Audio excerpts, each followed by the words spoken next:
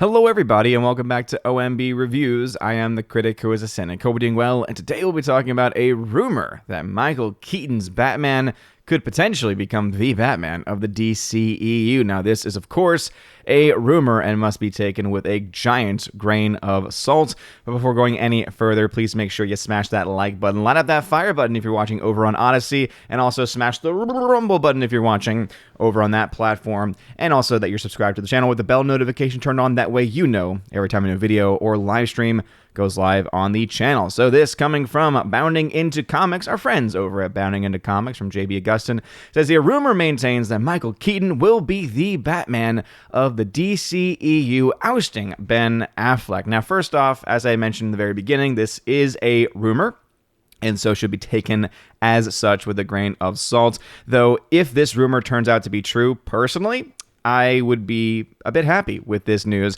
And the reason why is because I personally like Michael Keaton's rendition of Batman. I also think that Michael Keaton is an incredibly talented actor. And when it comes to the current trajectory of the DCEU, I don't really think it's going in a very good direction at all. I've been very clear that I've really not liked a lot of the DC live action properties that have come out, especially under the leadership of Zack Snyder. I just don't like his vision. I just don't think his vision plays well with normies, or even with half normies, as I consider myself at times to have some basic knowledge of DC and MCU properties. And some people automatically, as soon as you say something like that, say, well, you're just an MCU fanboy. It's like, hey, I've just been just as critical of the MCU, especially in more recent years when they have basically jumped the shark. I just personally think that when it comes to Zack Snyder and his vision, he always puts style over substance, and that is something that I wish and hope that the DC properties end up moving away from. I think that a great example of that, and as far as the success of that, has been in films like Shazam. As far as actual DCEU properties, I think Shazam has been the most successful in doing that, as being just a really fun film. And I think that it's a film that I've seen at least as far as, kind of a mixture of different personalities and people, the most excitement about as far as promotional materials for and excitement for a sequel. The Shazam 2 sequel poster and images came out, and people were like, oh man, this looks awesome. I'm so excited for this. And I think that kind of speaks to how that film, the original film, was able to kind of reach out and bridge some gaps that had been left behind by a very much more darker tone, serious DCEU property. But not just that, but also kind of one that was lacking in soul, lacking in spirit, and really just focused more so on the vision of one person, and rather than a coherent story that, again, remember the Snyder Cut took him 4 hours plus just to tell a slightly more coherent story than normal. Just, again, there's a lot of issues to be said there. That being said, I think Ben Affleck as Batman was one of the few bright spots. I actually liked Ben Affleck's portrayal as Bruce Wayne and as Batman, and I personally like him in the role. But obviously, Ben Affleck has been going through some personal issues, and there's been a lot of questions and a lot of doubts about whether or not he would continue on in the role of Batman in the DCEU. And so this would be something where it would not surprise me if he stayed on. It would not surprise me if he was ousted in some way. But if he was to be ousted by anyone, I think that a lot of people would agree that Michael Keaton would be a pretty perfect person to kind of oust him in the role. That is, if indeed it's going to be more of that old man Batman portrayal, either Batman towards the end of his career, or Batman as he takes on proteges and trains them to become the next Batman, or of course to focus more so on him maybe working with characters like a Nightwing or like a Batman Beyond type storyline. I think people would be more supportive of that kind of a story, and it'd be kind of fun to see that play out on screen. The other type of DC films that we've seen successful, other than Shazam, of course, has been the standalone films like Joker and the upcoming film The Batman. Guys, a lot of people, of course, excited. A lot of people with some cautious optimism and also some pessimism as well, based on the recent trailers, especially of whether Robert Pattinson will be able to play off the role of Batman. I've shown my own pessimism, especially because of the most recent trailer when he's yelling at the Riddler. There's a moment where he yells and it just, again, doesn't really sound. It almost sounds like he's breaking character. Not that he's breaking the character of Batman going into Bruce Wayne, but that he's just becoming Robert Pattinson, and that just kind of was distracting. So I hope that cut of that scene gets cut and it's not in the actual film, or it comes across differently or something like that. But again, there's a lot of thoughts and there's a lot of opinions, obviously, when it comes to the DCEU. So I'm sure that there will be some DCEU hardcore fans that will come after me for any of the comments that I've said so far, but these are just my own honest thoughts. But let's go ahead and dive into this rumor about whether or not Michael Keaton will become the Batman of the DCEU, as it says right here. What's old is new again, as the notion of Michael Keaton is back to take over in the Batman department in terms of the seniority of the DCEU continues to be held on to. Twitter tipster viewer Anon put forth that there will be a merger of the Burtonverse of the 90s and the DCEU in the Flash films. Big Flashpoint and Ben Affleck will be erased. Now, obviously, that is going to upset a lot of people. As I said, I am myself a fan of the Ben Affleck Batman. However, that was only really in certain aspects of the character. I thought BVS was terrible, and obviously I was not a fan of the Snyder cut or of the Joss Whedon cut of Justice League either. So again, I think that it's going to be, sad to see that character go away in certain respects, but also in other respects, it's, for me, as far as the films that it was attached to, not really much of a loss from my own perspective. But again, having a character be erased in a certain way obviously would not be seen as very favorable by fans, because there are, again, a very powerful, very vocal group of fans that are huge hardcore Snyder fans, that are huge hardcore Ben Affleck fans, and so I think that is definitely going to piss them off. And hey, they're the most passionate of the fan base, and so if you piss them off, that could have an easy impact on your bottom line for box office numbers and things like that in the future. So I think that would be a very risky thing for them to do, which is why I'm more on the side of doubting that this rumor would be completely true. That being said, when has these studios ever really cared about what fans want?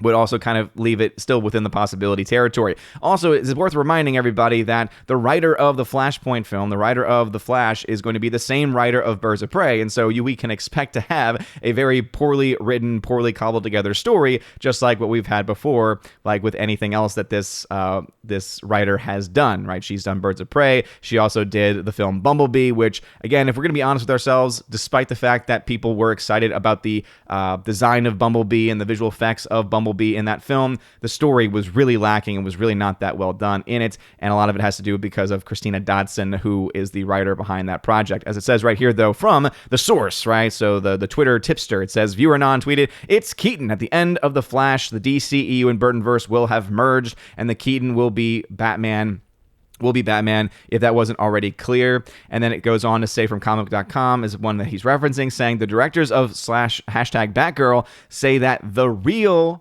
#Batman will appear in the movie. So, of course, that's raising a lot of questions. Who is the real Batman in the eyes of Warner Brothers? Is it going to be a Michael Keaton? Is it going to be a Robert Pattinson? Is it going to be obviously a Ben Affleck? Obviously, this leaves a lot of questions, and this tipster claims that it's going to be Keaton at the end of the day. It goes on to say that more than that, Keaton could still wind up appearing in Batgirl following news of a movie's directors declaring the real Batman would be in it. This contradicts what Batgirl's recently cast star Leslie Grace had to say when grilled, but that doesn't mean she isn't being ordered to stay quiet about Keaton's place in the story. Obviously, that is something that does happen a lot. The tip might have also reached its sell-by date, and the scheme of things could possibly have changed in a rewrite. Still, the rumors of Keaton's coming triumph and Batfleck's purging persist. Quote, basically believe in the power of positive thought if you like Batfleck, as most of my Flash info is over a year old. I am not an authority on it, viewer non later said, according to Cosmic Book News. Also keep in mind, Cosmic Book News is not a source that typically is going to be able to provide as far as, factual information or data. They very much deal more so in rumor news. And again, there's nothing wrong with dealing in rumor news. And one thing I do appreciate, especially about wonderful sites like Bound Into Comics, is that they always make clear when there's a report, when there is actual rumor, and when there's an actual news story. And that's something that I always do appreciate when it comes to sites like this. But again, Cosmic News is one that is not nearly as clear, doesn't delineate as much as far as the difference between those things. And as it mentions, a lot of the information that we have is pretty old, and so it could still be true, it could not be true. He also gave his take on if The Flash would have a scene between Affleck and Keaton, saying, I doubt it, but I suppose it's possible and things have changed since I last heard. And to me, it's just like, I think even not knowing anything as far as having sources, to me, it would just, if you really honestly wanted to give some type of fan service, if you wanted to get people talking, you would have a scene between Michael Keaton and Ben Affleck. I think that would get a lot of people excited. You would literally have, as they said, right, the Burtonverse and the Snyderverse coming together in this key moment. And if one of them has to be the survivor at the end of the day, I think that having at least that moment of them coming together might at least soften the blow a little bit if the decision is made that Keaton remains while Affleck's character goes away or disappears. That, of course, would require Affleck to be in the film and have a presence in the film, and Keaton role, right? A lot of factors there, but hey, I personally would love to see those characters interact in a Flashpoint movie. That also being said, I have to remind myself that Christina Hodson, or Christina Dotson, I always forget her name completely, right? The person that wrote Birds of Prey is the one writing this story, and so even if it was something where they got together, I doubt that it would play off as well as it should. He then said he added Affleck film 2 months after Keaton wrapped, but actors performing against stand-ins is way more common than you'd think in big movies with lots of names, especially during pandemic times. Remember that this was, of course, the big story was an Army of the Dead, the Zack Snyder zombie flick that was also not very good, where you had one actress that didn't meet any of the actors that she was interacting with or supposedly interacting with during the entire filmmaking process because of pandemic. Rumors keep swirling as well that Affleck isn't done in The Cape and is working on some adaptation for HBO Max, either a miniseries or a one-shot movie set in Arkham. I personally would rather a one-shot movie set in Arkham, just because I think Ben Affleck's time as Batman kind of is, again, for me, I think is past as far as general interest in it, unless they're able to, again, save it. I just don't think Christina is going to be able to bring that back. But a one-shot in Arkham, if you get a good director, a good writer, in fact, get the director and writers of Joker to do a one-shot movie set in Arkham, I'd sign up for that. I'd go see that day one. Zack Snyder might address his unfinished business on HBO Max 2 and make those Justice League sequels, or maybe more. I sure hope not. Warner Discovery soon to close merger will bring a new power structure at the studio and within the corporation that may champion a continuation of the Snyderverse, especially if they are looking at those Blu-ray sales figures for Zack Snyder's Justice League. And again, it is doing relatively well in the Blu-ray 4K market. That is definitely for sure. And to me, especially if you're going to do Flashpoint, if you're going to do a multiverse, that would make the most sense. So even though I would be perfectly fine with a Ben Affleck character kind of just being erased from the timeline to be replaced by Michael Keaton, because I think that would be interesting, it would also cause stakes, right? In a world where both in the MCU and the DCU, there doesn't feel like there's any stakes whatsoever, having a character that people really enjoy, or at least a segment of the population of fans really enjoy, going away, I think that would actually create some sense of stakes, going forward. And so I think that could be a really cool thing. On the flip side of that, it would also be cool to have multiple segments of the different universes going on, but they would have to be very smart about that. And that's one thing I just don't trust with the heads, higher ups at Warner Brothers to be able to do. If they were smart, what they would do is they would say, okay, anything on HBO Max is Snyderverse. Anything in the actual theaters, that is Keatonverse, or whatever timeline they decide to go with instead, because then you would have a clear separation, and then later on you could potentially have another merger come into play as well. But I would think that you would be able to placate to that hardcore fan base that are still Snyder fans with HBO Max a lot better than in theaters, because again, the Snyder fans, they will go out of their way to buy and pay for HBO Max and to access it there, to buy the Blu-rays and the 4Ks when they become available, whereas general audiences might not be nearly as likely or nearly as drawn to the Snyderverse. As I mentioned previously, if you just look to some of the box office figures for the Snyderverse films, none of them were ever really able to capture the same kind of attention, the same kind of money, especially based on their budget specifically, compared to some of the other even more mid-tier MCU films. And so obviously Snyder's taste is not for everybody, and so that's why I think that it would be smarter for them, if they were going to do that, to go ahead and put that onto HBO Max and have it split that way. But those are just my own personal thoughts. Again, there are rumors that there is a lot of hand-wringing on the part of fans and some Snyder supporters. None of it might lead anywhere. Since 2019, it looked like Warner Brothers have been moving in the direction of a slate-wide reboot of Superman's Batman and the rest, with all but J.J. Abrams, Matt Reeves, and James Gunn, which has seen pretty big strides in the past year. Abrams is handling a Superman film with Ta-Nehisi Coates. Reeves has the Batman in addition to Batman Cape Crusader with Abrams involved. And obviously that is the reason why I have I have a very strong and high doubts about the future of the DCEU, because you have people like Abrams involved, like Ta-Nehisi Coates involved with the Superman film. And as I said, you have a terrible writer writing the Flashpoint movie, which all of this is stemming from in the end. So anyway, what are your thoughts about this general rumor and the general state of the DCEU? Do you think that it has a future going forward? Do you think the Snyderverse is going to continue? And also, do you kind of agree with me that Michael Keaton being kind of the main Batman would actually, I think, would be a good choice on their part. I think more people will be drawn to it in general, and they could do a really cool story with an old man Batman, either as Batman or just as training the next generation, the next Batman, with other characters that are featured in the rich lore that is the Batman series. So let me know your thoughts about this and anything else I mentioned in the comment section below. If you like this video, smash that like button, light up that fire button, and smash the rumble button. It really does mean a lot. You're all amazing and beautiful people. Hope you all have a wonderful rest of your day. And as always, God bless.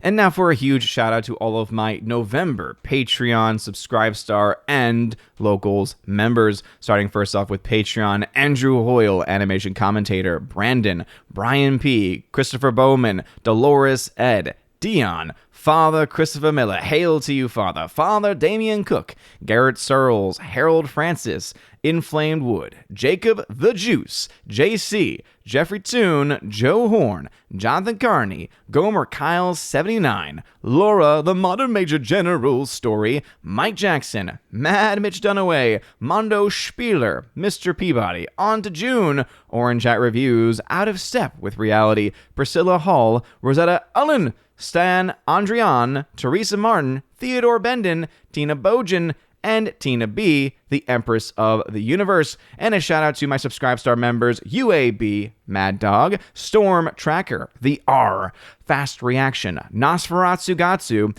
Stand 4, John B, Perpetual Punster, Mr. Roy, Glinzer, J, Alex McCarthy Jr., Dean Heiss / the new number 2, and J Rod, the Beer Guru, and of course, ZK Man. Thank you very much for supporting me over there. And to my 3 supporters over on locals.com, Kara Tharp, Bifford a Hobbit, and Robert Barnes. You guys are all amazing and beautiful people. And if you want your name shouted out at the end of every live stream and every video I do on the channel, check out that top link in the description below to find out how to sign up to the various levels that exist, including the most basic level where you get a shout out, the secondary level, the Army of Asgard, where you get that, plus access to a giveaways exclusive server where I give away things like 4Ks and Blu-rays and digital codes.